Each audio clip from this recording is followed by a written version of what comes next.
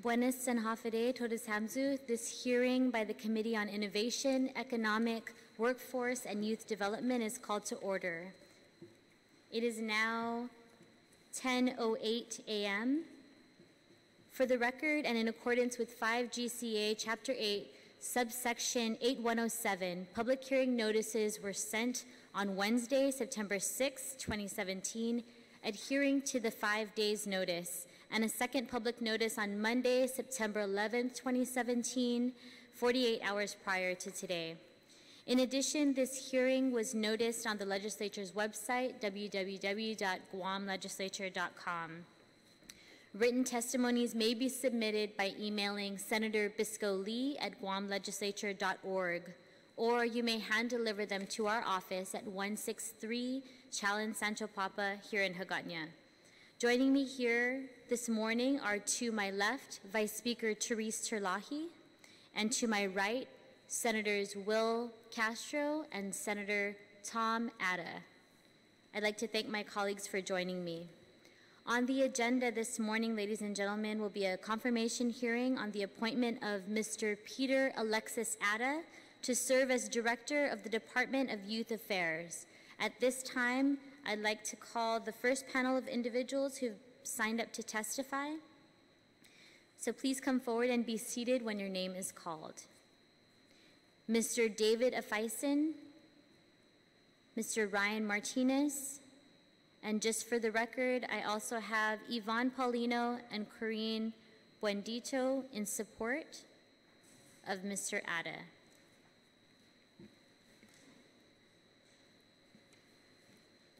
Buenas, gentlemen, and Mr. Afeisen, you may proceed.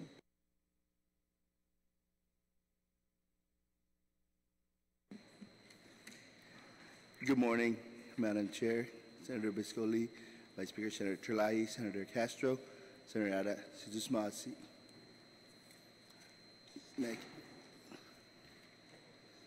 For a little over 2 years, the opportunity to work directly with Mr. Atta has been enlightening. His work ethic and performance is commendable. First of all, administratively, Mr. Atta has been on pace, and his foresight to assist and improve our overall operation is at a higher level. He has always been consistent with his optimistic plans and recommendations. Our numbers within youth corrections and cottage homes are reflecting his effort through the recidivism statistics, which is available in regards to how we can justify how it's tremendously been improving and reducing as well. If there are any events that will require him to make a judgment, he has always kept his superiors and subordinates well informed and is always open-minded and flexible with any issues or concern, and has applied the approach of the team concept overall with input from others. Professionally, Mr. Atta has demonstrated tireless efforts in creating newfound ways to keep students and our clients motivated and enthusiastic about activities that he sees fit and conducive to assist with supportive treatment to ensure appropriate behavior. His frontline hands-on, such as logistical support directly in the units for bookshelves and safer furniture for books directly to our clients, to be exposed to more education, to increase reading materials from clients that are actually detained and are within our custody. The population he has been exposed to come from a broad spectrum of ethnicity, which includes 8-year-old children to our youth and our adolescents up to 21 years of age that are directly involved with our juvenile justice system, as well as their parents who directly walk in off of the community seeking guidance and assistance.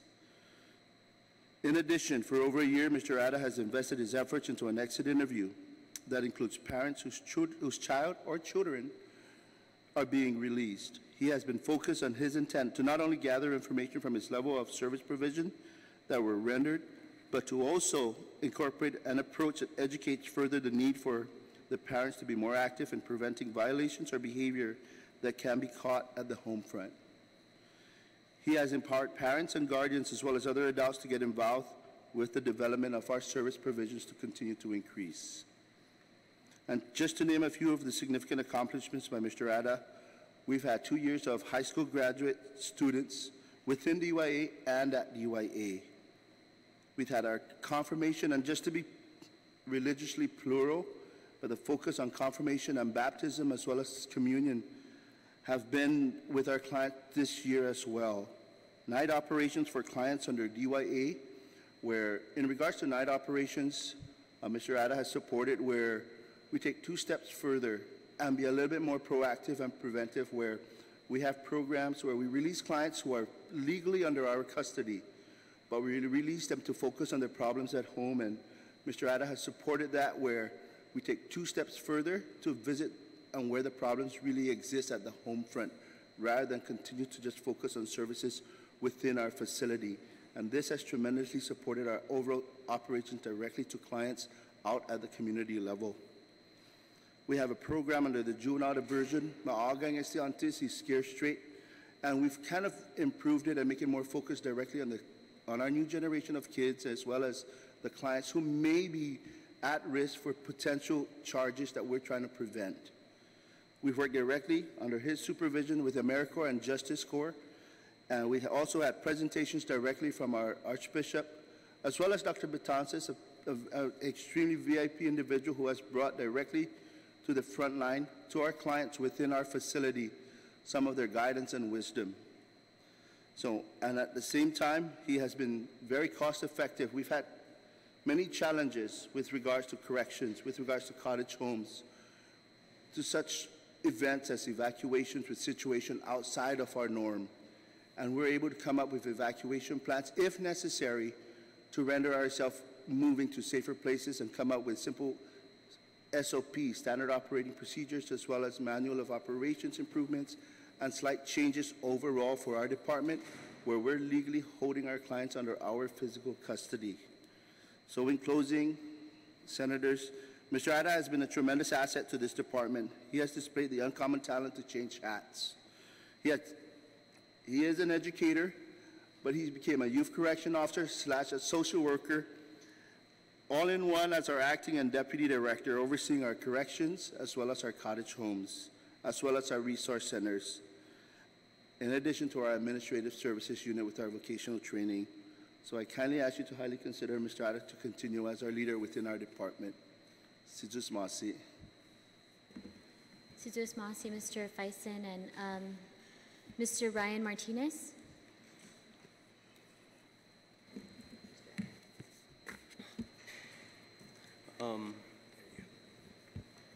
Okay.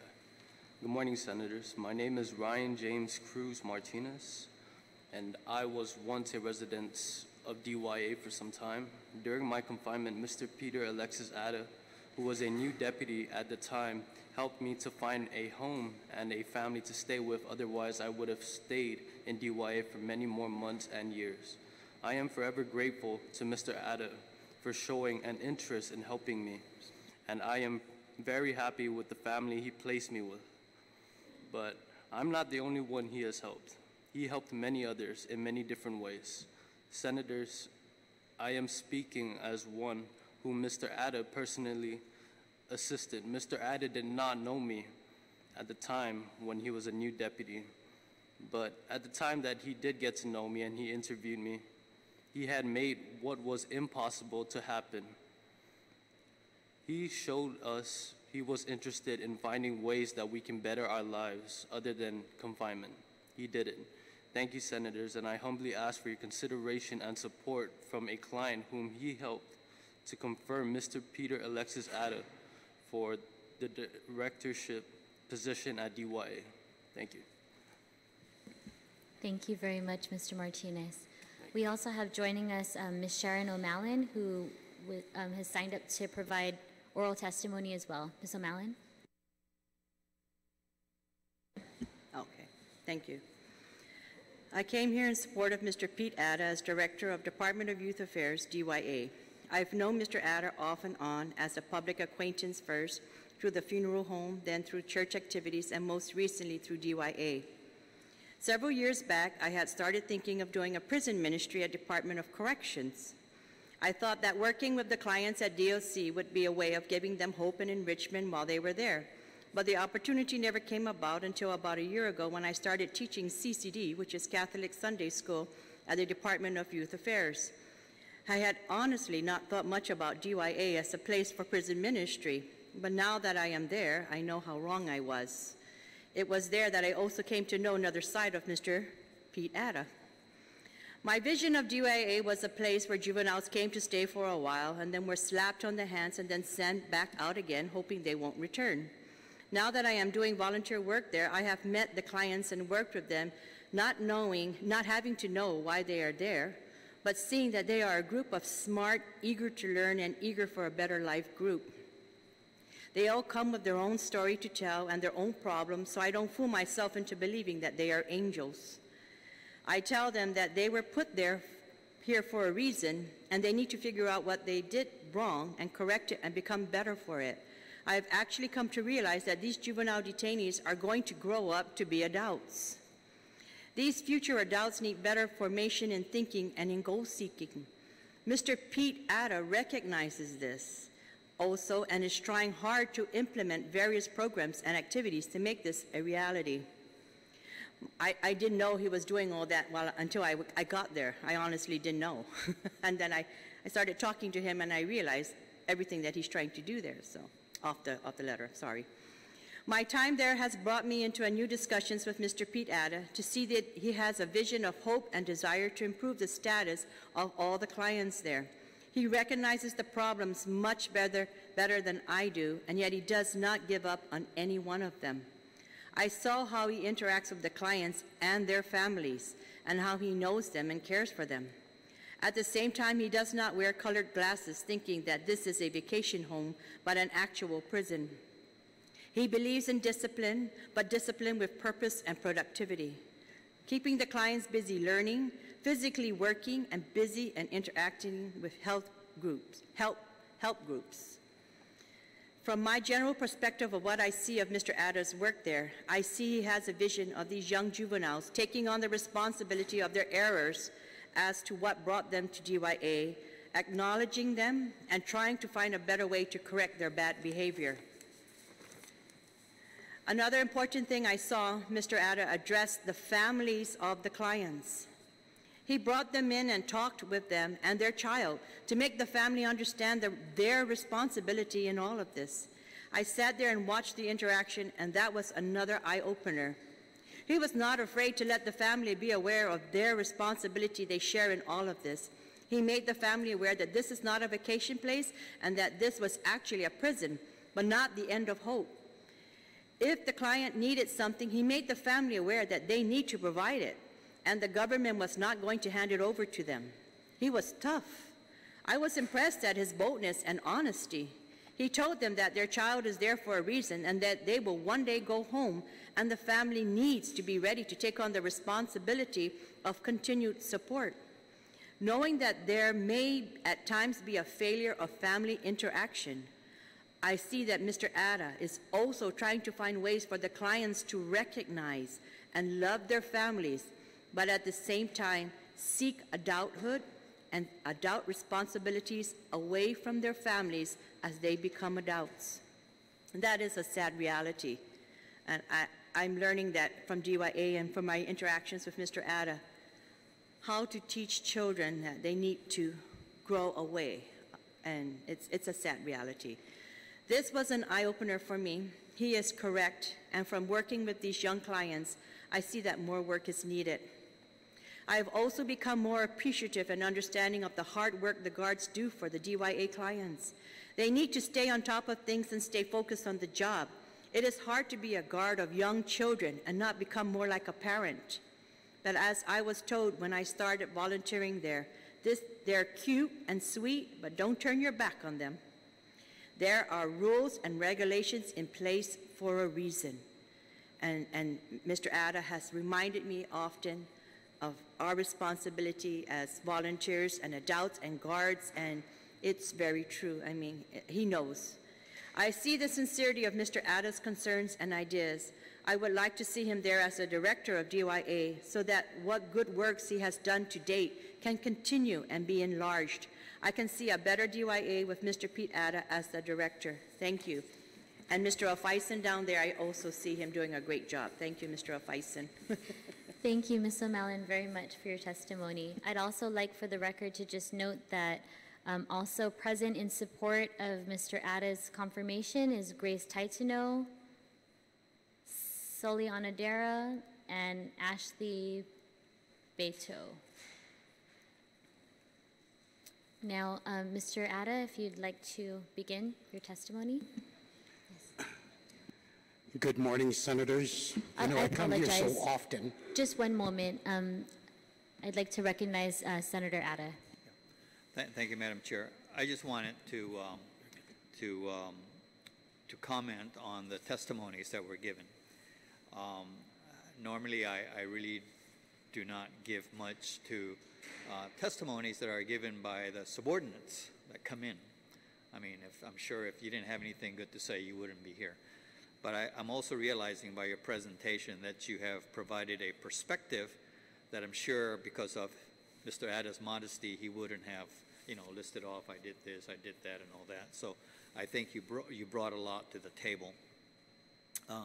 Ms. O'Malley, I similarly appreciate the perspective that you gave, and at least looking through a different set of eyes, the things that you saw there. So that certainly, I found that very helpful. And Ryan, I commend you for, it takes a lot of courage to step forward and say, well, I was there once, but, thanks to him, I think I'm on the straight and narrow now, and I mean, just you're looking at you certainly seem like a young man that's got a bright future ahead of him.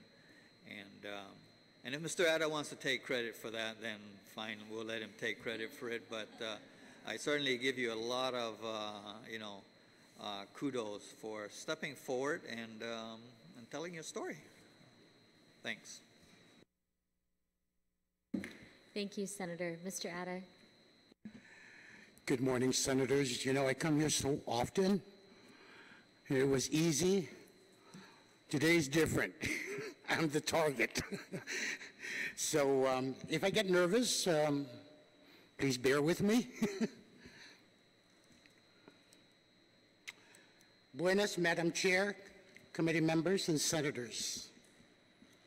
My name is Peter Alexis Atta, and a resident of Espangal Barrigada for 28 years.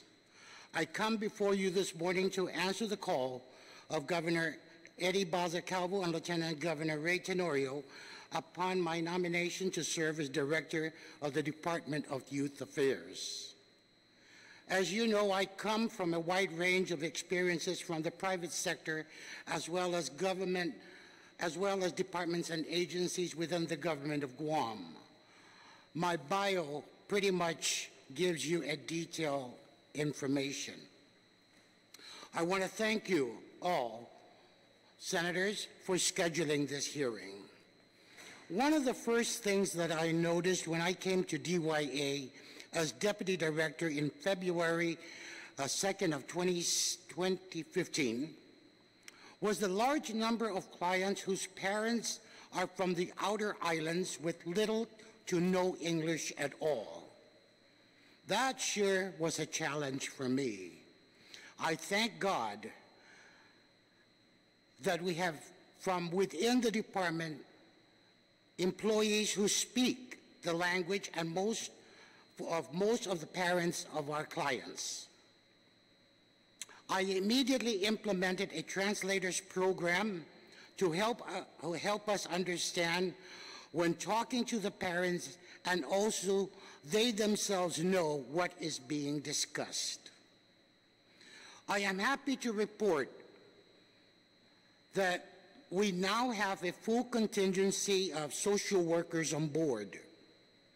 Each social worker just for now handle an average of 17 caseloads, and this includes those on extended authorized leave to their homes or to the servicing program. But we monitor their movement, and are still under our supervision. Now these numbers could go up and down. We have a total of 81 FTEs, and of that number, 46 of those are youth service workers. We have heard of stories from the staff that in the past they have had as many as 110 to 120 clients. That's a lot. I speak only of what I've experienced during my tenure. We have dropped those numbers now to as low, an all-time low of 60 to 75, and that includes those on furlough and those receiving treatment elsewhere, such as Guam Behavioral Health, Sanctuary, Laddie Treatment, New Beginnings, and Ifa Maguanta. We monitor them at their homes and home school by doing unexpected site visits, including evenings and weekends. You may be asking yourselves the question, what are the ages of these clients? They are as young as 8 and beyond 18. If you notice in my bio, I have taken an extensive studies and training in 2 specific, but unbeknown to me, that I would one day be needing to use it. That is my training on children with special needs and resolving public dispute. I use both of these throughout my employment career. As I walk through the facility on a daily basis, just to see the staff and kids, I'm not there to look for problems, just to say good morning. And I do this practically every day. A few weeks ago, I started, and I noticed, when I first started working there, I noticed that there were 6 young teenagers who were not in class.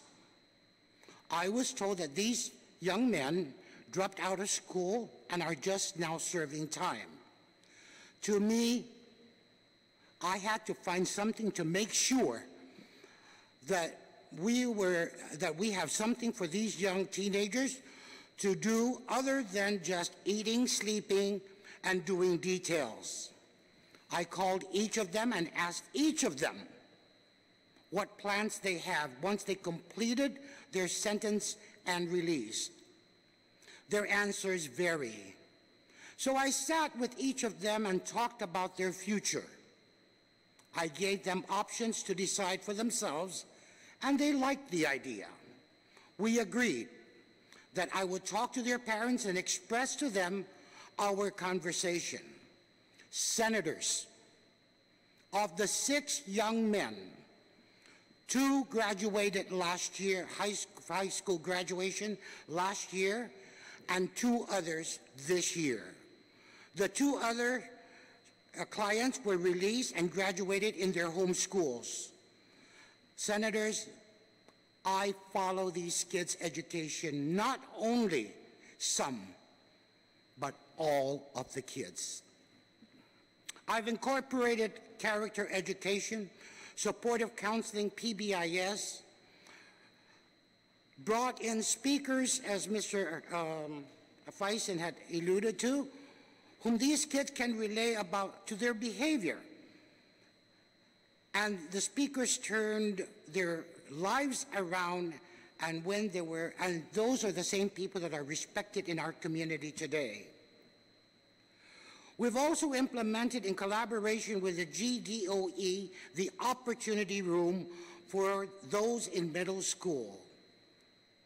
If this was a middle school kid that young, it sure can be traumatizing.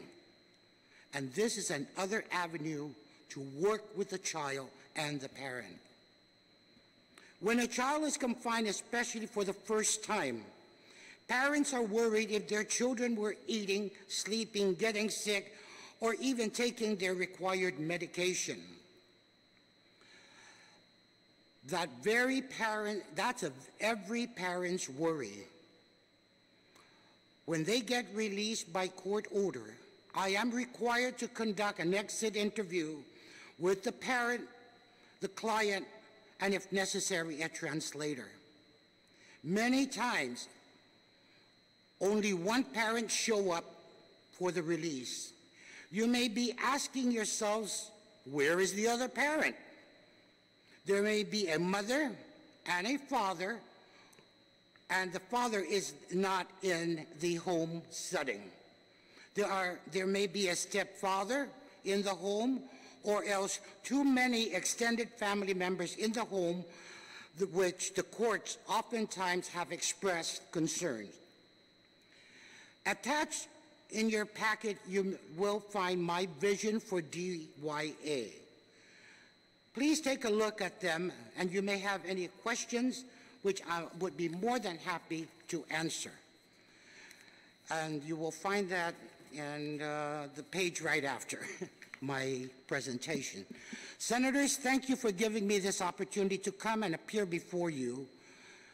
I have provided you with a number of written testimony from amongst our co-workers, community leaders, as well from off-island. Please take time to read them.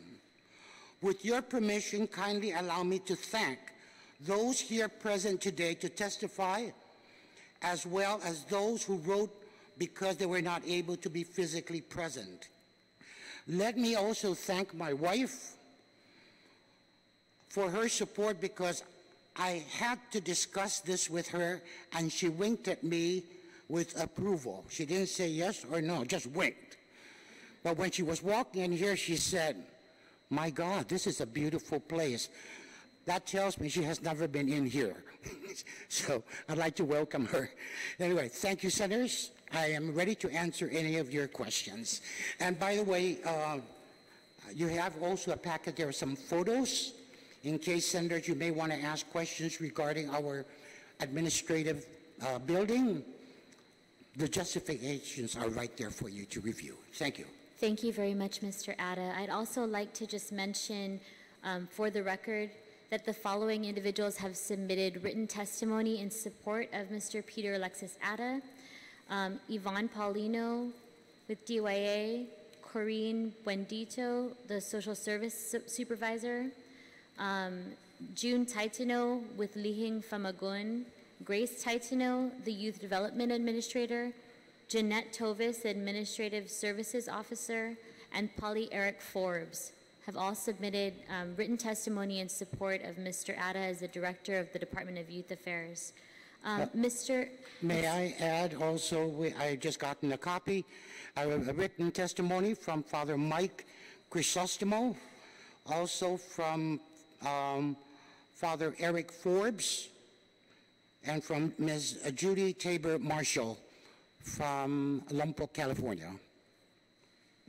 Yes, thank you very much. Mr. Atta, during your testimony, your oral testimony just now, you alluded to your vision for DYA. And before we get into some questions, I just wanted for you to, for the record, if you could share some of those points with us. Thank you, Senator, so much. First of all, shortly after being appointed acting director, I immediately took the course to request to meet with sanctuary officials, so that, not to cause problems or anything, just how can we help each other, okay? To make things a little bit easier. We need to collaborate in the relation. And we agreed to do that on a quarterly basis and not have to wait for crisis to happen. If there's a need, let's do it. I also would like to meet with New Beginnings, Ifamaguanta, Lati Treatment, Guam Behavioral Health and Wellness Center, because we have children being treated over there. And those are the things that I'd like. I don't want to wait until crisis happens. The second item that it hasn't happened in a long, long time. But Senators, as you are aware, when kids are at home during the 2 months of summer vacation, many of them are unsupervised. I would like to come back to this body and ask for your help to implement the summer training program. We've got to start training these kids the real meaning of a job. Train them, not wait until they get out of school. Let's do it at an early stage. Again, right after my appointment as acting director, I coordinated with the resource centers. We've been talking about this for quite some time, even as deputy. We've got to extend the hours of the resource centers, not keeping it just at 5. Many families do not have access to computers, and this is where they come in and they do their work. So I am proud to report to all of you that all 3 centers have implemented an extension of the time to 6 p.m. We're going to look at that and see if there is a need to extend it further to 7. We'll look at it at that point. Another program that I really would like to look at, and I've been discussing it with Ms. Taitano and Ms. Rendicho, is the outreach program. Going out and working with the mayors. Don't tell me the school, we know the schools, but tell us where exactly are the problem areas in your community. We want to take our social workers, we want to take our translators, a few other the staff, to go out and be physically present to help these families. Let them ask questions. Let's not wait until the kid is brought in handcuffs for confinement. Let's do an outreach program to prevent that from happening. You will also see in your packet that I have provided for you, and we need a new administration building. Senators, the building we have is 41 years old. It's a modular home transformed to an office. Many, many years ago, there's an old saying in Governor Guam, temporary, permanent. Well, this is one of them. You will see right there in those pictures, and I was looking over the pictures this morning, and I deleted quite a few. I wanted specifically for you to visualize.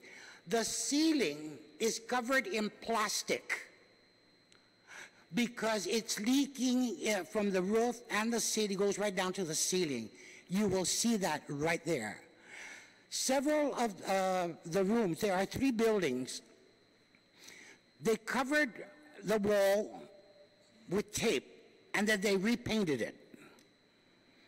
But if you put your finger right through that wall, you will find out it's being held up by termite cake. That's real. Also, I'm looking seriously about having Cottage Home a little bit closer to DYA. A little bit closer to DYA and not up in Talofofo. It is not only far, and right now we have only, I think, about 3 or 4 clients at DYA for the Cottage Home. And lastly, I've been reading articles about Boys Town, and I'd like to kind of see how we can have that concept of Boys Town incorporated here on Guam.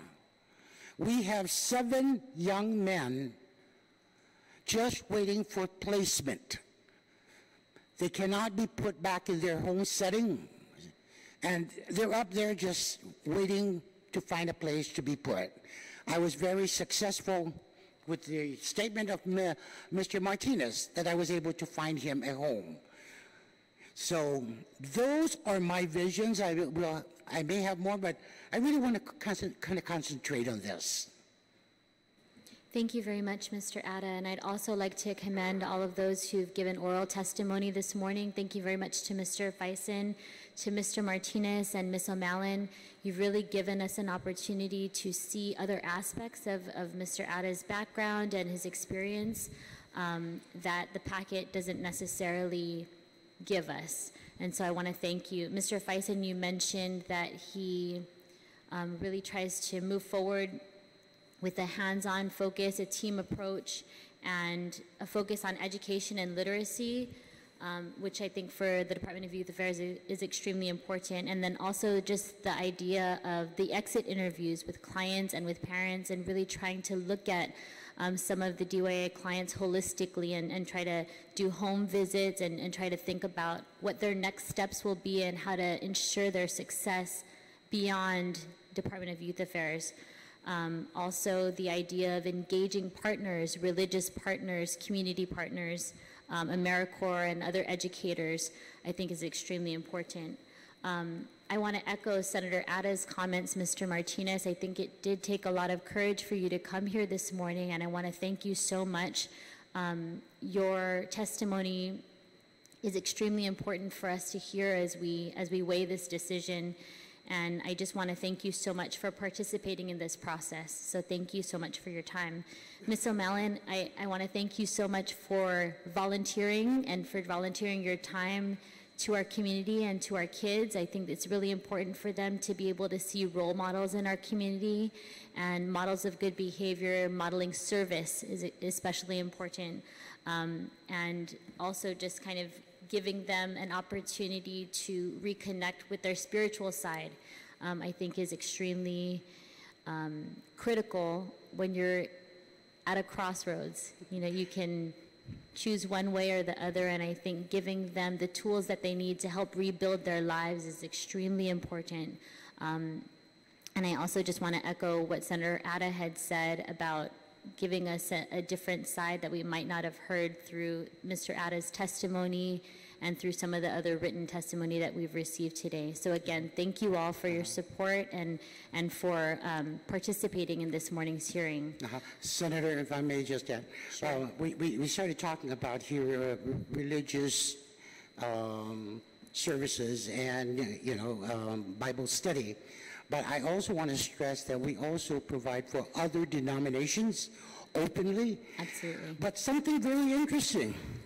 We brought in, let's say, a Chucky's Bible, Bible study. These kids don't know Chucky's. They speak English. So now we're assessing, is it really working to getting them, culture is good, but are they relating to these, because they are going to, they were born and raised here. So much of their training is in English. When they get home, some English, some other languages. And also, when I talked about meeting on a continuing basis with officials, I forgot to mention, I did already ask to meet with the judges that are working with these children, and the presiding judge already assured me it will happen, so it's forthcoming. I like to work together, I work whenever a decision I have to make, I call the people involved in for discussion. I don't want a decision to be made and then I'm going to say, oh my God, did I make that right decision? But if we get collective mind-boggling discussion, it usually works out very well. Thank you, Mr. Atta, and I also like to thank you for taking the time to meet with me prior to this hearing and answering some of the immediate questions that I had about DYA.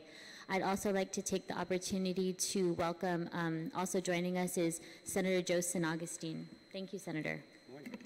So I have just a few more questions, and then I'll open it up for my colleagues to also ask their questions or make their comments with regard to your testimony.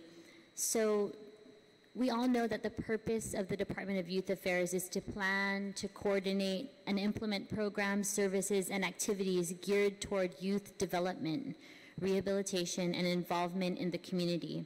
Can you talk a little bit about what critical areas you think we need to address to ensure that at-risk youth are able to get ahead, as well as other programs that DYA offers for the community? Thank you for that question, and I already alluded to that a little bit earlier, and this is, number one, prevent middle school kids from coming in, especially for those just throwing a piece of paper across the room. They got it. They ran away, came in the front door and out, exit the back door. You know, kids are kids. You know, we all were kids at one time. But I really believe that if we give these kids the opportunity to understand what they have done and getting their parents involved in this process, it will work. Also, I mentioned about the outreach program. The resource centers, I'm looking at Agate right now, that it's getting too small over there. Very small for the large, you know, don't forget, there's Mount Carmel coming in, then there's the middle school coming in, then there's the high school coming in. By the time 4 o'clock, 4:30 comes around, it's packed. Now, that's not necessarily the case right now in Manila, which is Catan, and up in Dedido. But we also provide counseling program, therapeutic program in these centers, not only up in Manila. Thank you, Mr. Ada.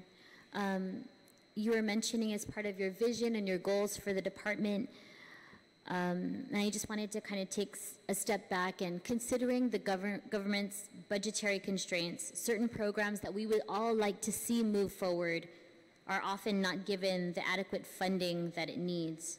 And directors in our government have often had to determine what programs to cut or find creative ways to fund these programs, often by actively searching for grants. So I wanted to ask it, one, are you prepared to make some of these critical budgetary decisions at DYA? And two, do you have experience effectively running federal programs or handling grants? We have been discussing this with our ASO and each of the divisions. Let's start looking and be prepared. What are we going to be able to hold back a little, and we'll see how it goes for next year. But we will work with what budget we have for just making sure that our children are. There's only one purpose for up there, to make sure these kids are in a safe environment while being held. Thank you. You currently serve on the elected board as chair of the Guam Education Board. How would you handle potential conflicts of interest in time, potential conflicts in time and or interest holding these two positions should you be confirmed? I've been pretty fortunate that in all of my number of years working with the Board of Education and my employment, I have never had yet that it's a conflict, a conflict. However, I am seriously considering right now that, the chairmanship at the Board of Education does demand a lot of physical presence at the central office or else meeting other officials. So that's also being considered right now. But I assure you, there will be no conflict of interest. Thank you, Mr. Ada. At this time, Vice Speaker Chalahi. Good morning. Thank you, everyone, for your testimony. I agree with Senator Ada that the testimony was very helpful for us and to show the workings of DYA that I think are important for us in making this decision. I just had a couple questions. One is, at the resource centers, what is the criteria for access? Is it everybody? You said you've got Mount Carmel coming in and all the other schools, but is this open for everybody anytime, or are there criteria for more at-risk? Not necessarily. Those are made available for the kids to be able to do their homework. Pagazzo is another area that we're trying to look at. In Manila, we still have Toto Gardens. The latest word I received was that there are 20 kids waiting to be transported over to Catan so that they can participate in the services provided for by the resource centers. Okay, so yes, how is it that how are you able to provide services to these students? When they walk in, do they have to bring their parents, or how do they get screened? Let Or me is there ask- something like that? Corinne, can you, whether you get their parents involved in this? Good morning. Good morning, honorable senators. My name is Corinne Tyron-Bendicho, and I am currently the social service supervisor overseeing all the resource centers, as well as the counseling case management unit over at our main facility. To answer the question as far as who can access these programs, anybody that walks in can access it, even children up to 21, 25, because it's not unusual to get young adults coming in who need access to computers and the computer labs. So anyone that comes in the door, we try and assist in whatever way they need services and help on. But to be registered is what we require, and that just requires an application to be filled out by a parent or guardian. So actually any child of any age can come in, and the parents will just have to fill out the necessary forms that assist the child to start accessing services. Thank you. May I just add also to that some of the clients that are being released are also required to do some community work, and because of the proximity, we work with the families so that they'll do it at the resource centers. It has been very successful. All right. I wanted to ask you, you mentioned the judge, but I was wondering, inside DYA, I see a lot of your goals here have to do with outreach, prevention, but what about how has DYA itself been impacted by the courts? The court's been talking about juvenile reform for many years now, and how has DYA been impacted by that? What has changed inside DYA regarding programs? Or when I was there, I hate to say it, but it looked similar to years ago. I mean, I've been taking my... Yeah, we work collaboratively with the probation officers, and they inform us of what are some of the changes, and we try to adhere to them and work with them. That's the bottom line. We work with the probation officers. They're the first people who get the line of information. Has the court required additional services in DYA to be provided to the students? To the client? Yes. Oh, God, yes. Many, many times. And just for the record to show, we have what is called now video conferencing. Mm-hmm. And so I try to make it an effort to be at every one of those video conferencing. And I sit behind the client just to show these kids my support for them, and that we're there for them, and whatever is ordered by the court. If additional services are required, such as being sent over to DNA, or else over for assessment at Sanctuary, we take those orders. We follow the orders of the court. All right. You also mentioned about Cottage Home. I thought it was closed, but it's still open right now? Okay. Currently, the Cottage Home facility is up in Talafofo. It's divided into two sections, one for the females and one for the males. But because of our numbers, about a year and a half ago, we had to curtail that, because we were only down to 3 or 4 clients. So we need to be a little bit more conscientious of cost savings. So we moved them into the main facility, and I am currently, we should say that the clients that are in the Cottage Home cannot be closed in. In other words, no fencing, no gates, no padlocks. So there is a home that I'm looking at adjacent to DYA that we feel would best meet our needs. Then we can talk about what we're going to do with the Talafofo property. All right, so these students who are, or clients who are supposed to be at Cottage Home are currently in the DYA fenced-in That's facility? correct. That's correct. And the courts are aware of that? We made sure, no, their accessibility is not closed in. They have easy access. In other words, we completely separate status and non-status offenders. All right, so are there other students who, or clients who are not in Cottage Home section who are in what you would call need of placement or home placement? Are you talking about cottage kids? Any kids there? Okay. I'm thinking of those Yes. outside of Cottage because I'm not sure, yeah. Okay.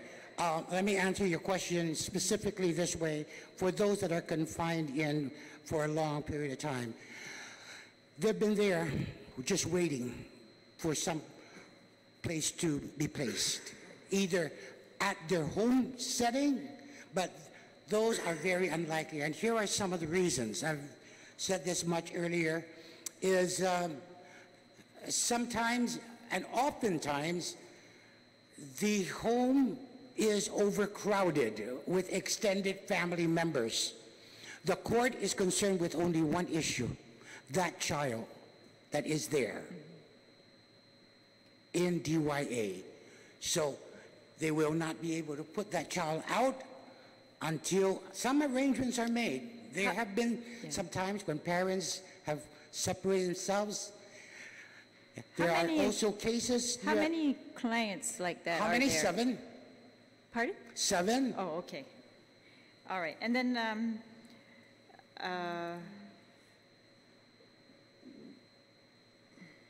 how often do you do this type of outreach where you take the social workers out of DYA into like the Gilbaza subdivision or the Hemlanis apartment, that type of action? We just started talking about that 2 weeks ago, that we're looking at that. All right, because you, And we're going to do it between the hours when the kids are home from school and that the parents are there. Okay, We're not there because sometimes they say, I need a home. No, we're not there for that. We're there strictly to prevent the children from coming these are, as admittance into DYA. yeah, so I wanted to clarify that these are prevention activities. They're not geared towards finding placement for the people that are currently That's in correct. DYA. And all right, but I wanted to commend you that you've got your full complement of social workers now. That's very good to hear. I'm hoping that with all of them that we can really make that reform inside DYA Oh, yes. that is Your very Honor. necessary. I'm sure, Your Honor. Well, anyway, Senator, to answer your question, we talk about that issue every Thursday. How we are going. I attend their weekly case review Good. on each child's case. All right, and my final question is, you're famous here because you're here all the time because of the Board of Education. So I just wanted to know what are your plans? I think being the director of DYA, I mean, I'm sure everybody there feels like it's a 24/7 job because you've got clients who are in there 24/7, and so I just kind of wanted to know what are your thoughts on that? I will admit that yes, it's cumbersome. I'm always there, and then oftentimes the Department of Education needs my physical presence. So I'm really weighing that out right now. Okay, and I am sure I'll come up with a suitable answer. All right, well, thank you very much, and thank you again to all of you who've appeared here. Thank you, Vice Speaker. Senator Castro? Half a day, Mr. Ada. Good morning. I didn't have any questions prepared until I heard a statement of vision about the possible consolidation of one or more programs. And so my question would be, you don't have to answer today, yes or no, but I'm curious because I visited the site and I had the privilege of touring one of the resource facilities. So my question would be, given the concerns of some of the facilities and your statement of vision to consolidate, would you, as the director, consider moving outside of your current footprint I mean, obviously this would be a question for future consideration, but it was your statement of vision, one of them. Yeah, yeah. Well, there's two ways of looking at that. Number one is expanding what the current facility we have, or opening another extended area for that specific area, such as down in Pagazzo.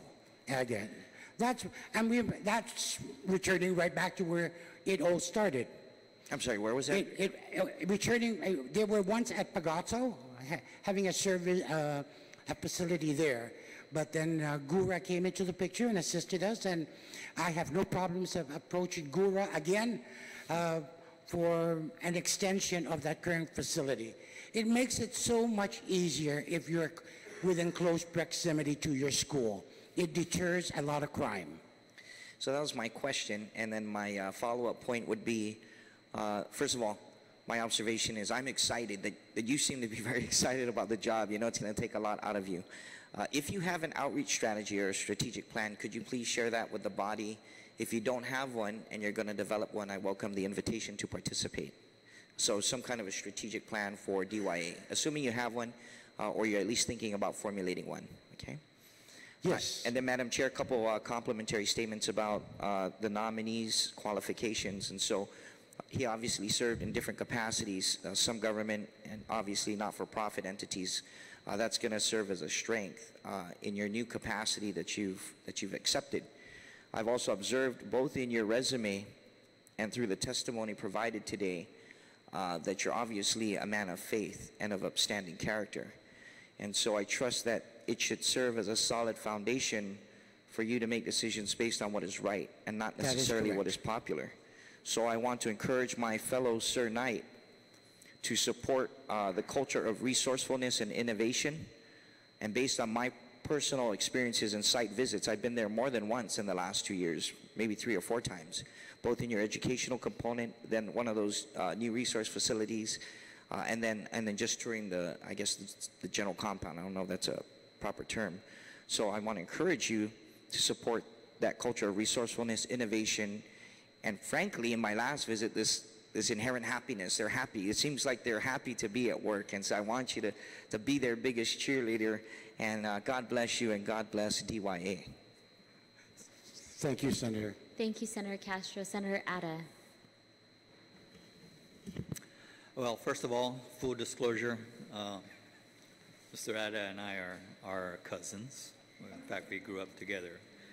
And notwithstanding the fact that we are relatives, I certainly will give him my support for his confirmation. First of all, in taking a look at your confirmation, your appointment packet, it's clear that most of your career has been centered around younger folks or those who are not as the disadvantaged, so to speak, I guess. And I think that says a lot about you. I'm impressed by your testimony that you are actively reaching out to other organizations that provide complementary services in the hopes that if they do a good enough job, you won't get overpopulated at your facility up in Manguilo. And I think that's very important. So I'm certainly impressed by that, and I'm encouraged that you are very active in doing that sort of thing. One thing was not clear is, are there a lot of federal grants out there for facilities such as DYA? There are grants, but most of them are directly towards client services. There are. But there are grants that certainly the institution could use. Of course, correct? Yes. And so are those being actively sought after? Oh yes, very much so. In fact, there's the review panel from, wait, let me see what this says. No,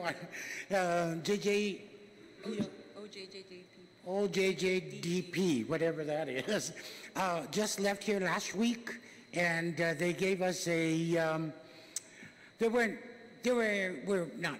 made it very clear, in other words, be expecting a good report coming out of this, from this grant, and also your potential application that's coming forward. Do you have any idea how much federal grants the DYA is getting? You know, Senator, I really don't know how many but I do know that we have quite a number of grants. Okay. Can you maybe provide that to the committee? I most certainly will. So that they can May I do put it that in Friday? The lady that handles this particular program is on bereavement leave today and tomorrow, and she will be returning back to work maybe Monday. Let's give it a couple of days. And finally, just looking at the conditions of the facility, some of the pictures that you provided, what kind of shelter options or plans are in place in the event of inclement weather? We are prepared for that. If we have to move into what we call building H, building H, which is the main, we will have to do. And we've done it. I was there for one storm. And what we did was we just, of course, we covered ourselves in plastic and just say, oh, dear Lord, please help us. Don't let this computer fly away. We were very fortunate, but we need to be proactive. The building we have is 41 years old. Okay, so back to my question. Yeah. In the event that we have a forecast of a serious storm approaching us. We are prepared, sir. Okay, what is that preparation? Where do these kids go? Okay, well, we have several things. Number one, we can move to the main facility inside, and also we have the Katan Facility Resource Center that we can temporarily move to. Okay, so there are plans Yes. in place. Okay, thank you very much. Thank you. That's all the questions that I have, Madam Chair. Thank you, Senator Ada. Senator San Augustine? Thank you, Madam Chair. Well, full disclosure also, like Senator Ada, I'm related to to the nominee, Mr. Ada. He's my uncle. He also served on the Guam Education Policy Board, so I'm familiar with his involvement on the board. I actually looking at your packet, Mr. Ada, Uncle Pete, is that it's nice to see a nice full packet.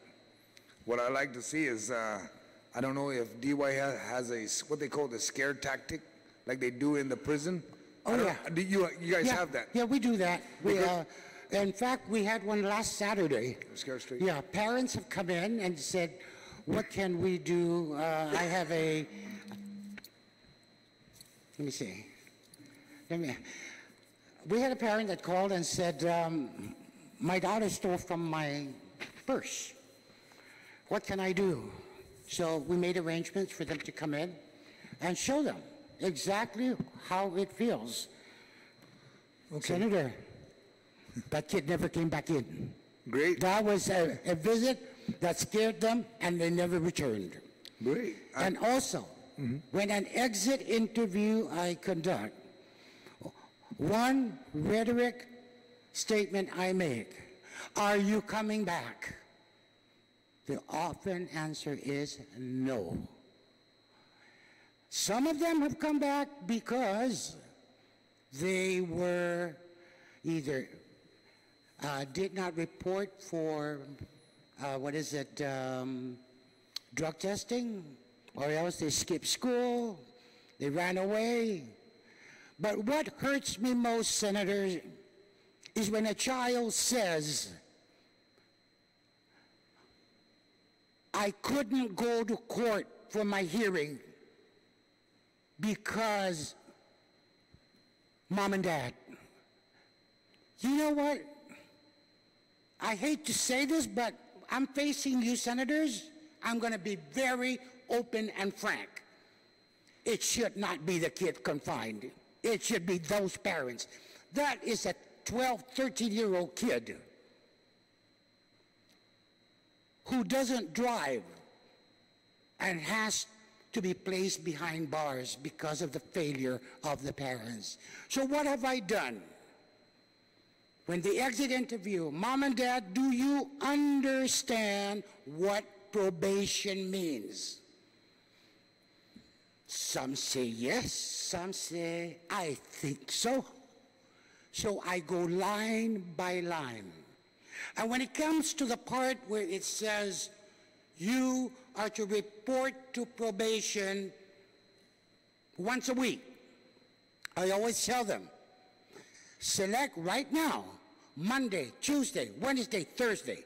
Don't select a Friday. Because if you select that any of those 4 days, you know already in your mind, both Mom and Dad or Mom and Stepdad, that date is set. If they don't show up on a Friday, Saturday, they're picked up. Simple. And that's what we're trying to prevent. Again, as I said, and I forgot to mention this, Senators, since I came in, and I'll only stay focused on this fiscal year, October 1 to present, only 8 clients have returned for a second offense. Only 8. The others have come in because of breaking their probation. Because I take 1 hour of my time to be with them. And if they don't understand, even just a slight little English, no, bring a translator in to sit, making sure everything is repeated back.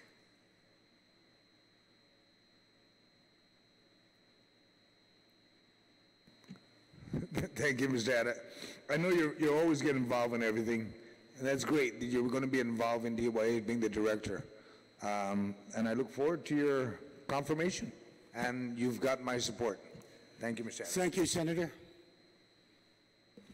Thank you, Senator San Agustin. I just have a few more questions for you, Mr. Ada. Just this year, there were a couple of incidences in which some of the detainees escaped from the Department of Youth Affairs correctional facility. Can you provide us with a brief on those events, and if you were able to communicate with the youth in question, what was their motivation for them to escape? For me to provide you? So just a brief, if you could give us a brief sure. on the events, and then also if you believe that there are any security deficiencies that we need to address. Okay, all right. I'll have to do that between today, tomorrow, and Friday, because I'm leaving off island on Sunday morning, so I'll do my best, okay? So, but you're aware of the recent detainees. I think when I went to visit, I did a DYA site visit, we had walked through some of these areas, and both you and Mr. Mendiola had detailed the places where the escapes happened. And I believe it was the front gate. So if you could just reiterate some of those security deficiencies and what has been done since then to ensure that that doesn't happen again. All right, I certainly will, okay? One of the goals of DYA mentioned in your FY16 citizen-centric report is to reduce recidivism, and you spoke about increasing the communication with parents and making sure that everybody, there's a holistic approach to addressing a lot of your clients. Can you talk a little bit about the recidivism rate from year to year? Has it been increasing or decreasing? Has tremendously decreased. And what strategies is DYA employing to ensure that we continue this reduction or leveling it off? Well, that's pretty simple to, the court have made it very, very clear, and then we do the exit, and then we also, as I said, we work with the parents, okay? That's it. Collaboration between the courts, the probation officers, the client himself, but the parents. And that's why, and I'm going to tell you right now, one of the things I'm going to be talking with the judges, I'm hope, that if a child is being released, and because very often there's a mom, but dad is at work, okay? In my opinion, when even if you're working, when it's your child is in court, your child needs you to be there, both of you, as a support. And that's what I'm going to focus myself on.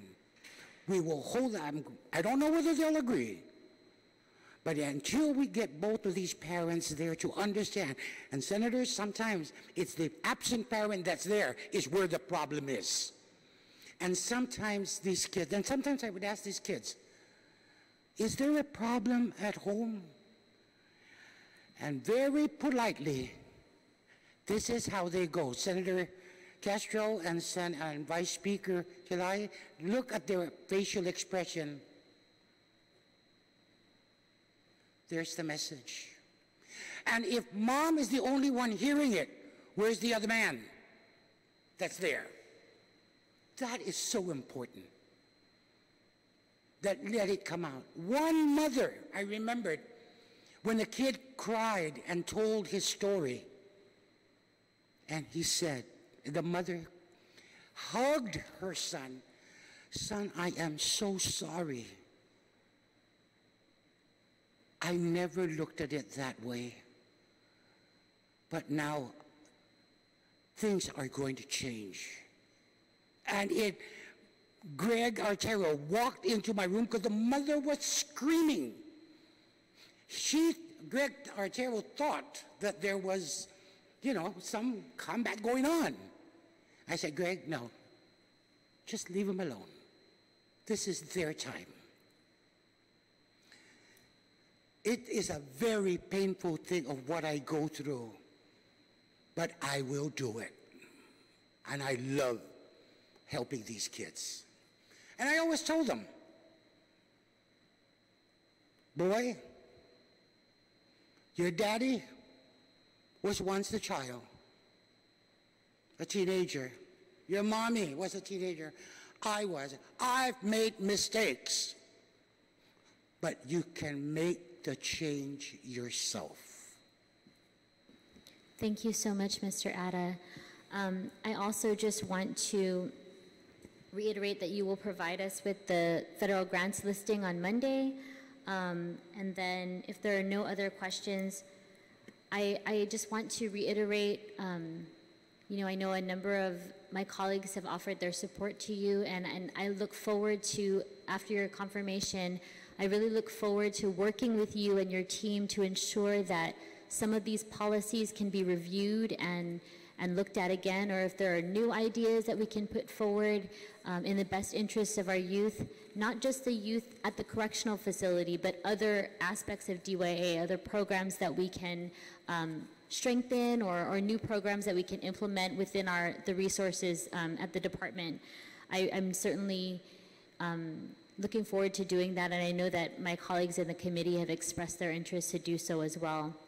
I also just wanted to take the time to thank our team at DYA, from the guards, the administrative staff, just the entire team, the educators and the support staff, for all of the work that they do day in and day out for our youth, and really thinking about giving opportunities for the brightest future for our island. And I know that you are all really dedicated to this mission, and I want to thank you so much. I know you're oftentimes the unsung heroes at DYA. So I want to thank you again so much from the bottom of my heart for all of the work that you do.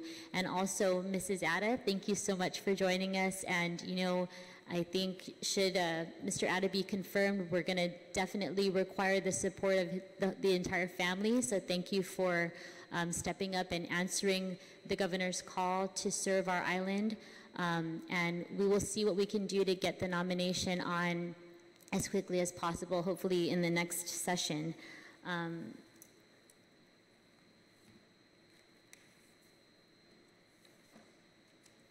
That being said, again, I just want to say nagluna si Diyos maasi todes hamzu pot ifinatun mizu pagu.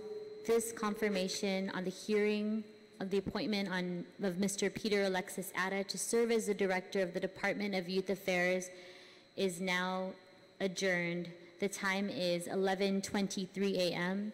Again, individuals who wish to submit testimony have 5 days from today to do so by emailing it to Senator Biscoe Lee at guamlegislature.org, or you may hand deliver it to 163 Chalan Santo Papa here in Hagåtña. Again, Suzuis Maasi, and have a wonderful day.